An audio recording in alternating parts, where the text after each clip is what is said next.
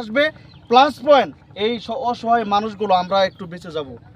যে আমরা প্রশাসনের কাছে দৃষ্টি আকর্ষণ করছি, সামনে যারা আরও ভালো কিছু করবে তাদেরকেও দৃষ্টি আকর্ষণ করার জন্য অনুরোধ করছি। এই বলে আজকের এখানে লাইভের আলোচনা বা যারা এখানে এসেছেন সবাইকে ধন্যবাদ জানাচ্ছি। জাযাকাল্লাহ খায়রান, বারাকাল্লাহ ফি হায়াতি।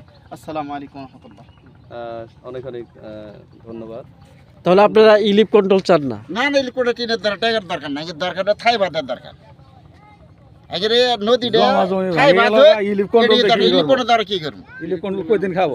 ইলিপ কোটা সিজন আছে, মেম্বারশিপ ধনী যারা আছে তারা খায়, ওরা ভাই গরিব মানুষ আলান ঘোড়া বাড়ি ঘর কিছু দরকার নাই, এগরে থাই বাঁধার দরকার আছে। জমি যাচ্ছে আমরা সোনামুড়ি এগরে দরকার নাই, যে থাই বাঁধার দরকার।